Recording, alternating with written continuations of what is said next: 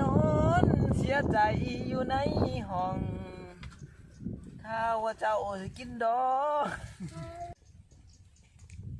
วันนี้มาใส่เบ็ดชิดมานี่โอ้ยกระปูเฮ้ยปูไล่แต่พี่น้องเอ้ยนี่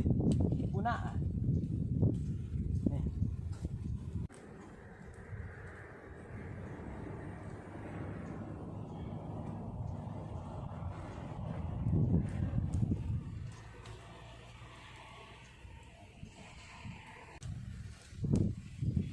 ต่อ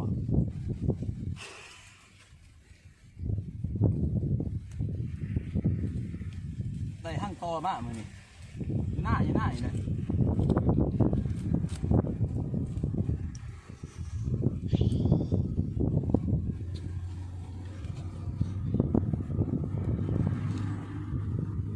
ใส่เบ็ดชิดน้ำเอาต่อกี่น้ำพี่น้องเอาลูกต่อใส่เบ็ดชิดก็ได้พี่น้องเอาลูกอ่อนๆมาทำมาใส่เบ็ดได้ป้า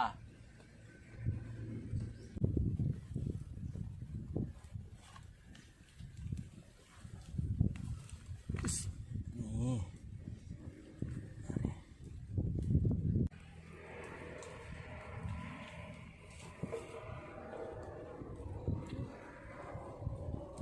โอ้ไปเลยโอ้พี่น้องเลย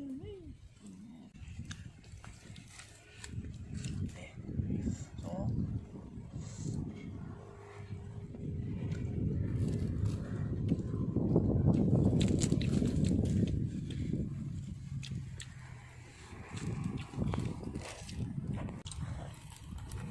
นี่เป็นหนังสีแสบ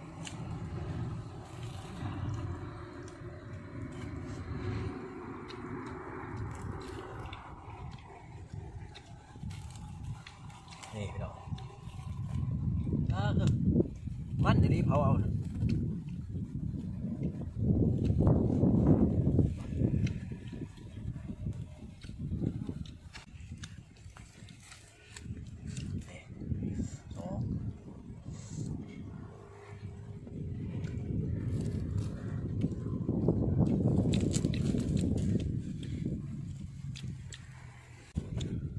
แมวก็เป็นแมว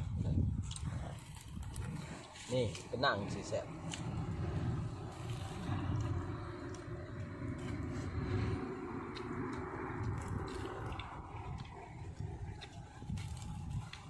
นี่พี่น้องมันจะดีเผาเอา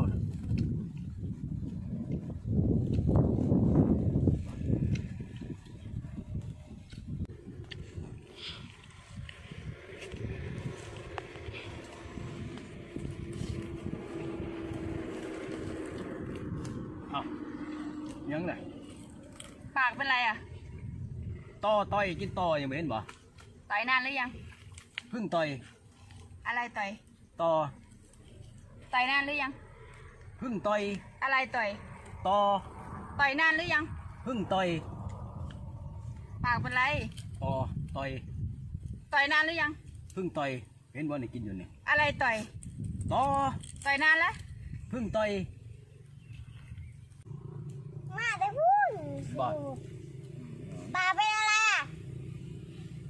ฮะต่อยกินต่อห้างต่ออยู่มันต่อยปากต่อยนานหรือยังเพิ่งต่อยสรุปว่าอะไรต่อยกระต้อนี่ต่อยบักฮาเด็กมึง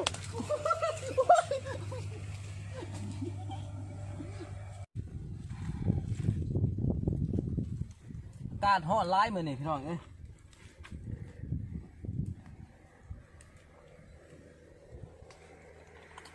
มาใส่เบ็ดชิดลิ้น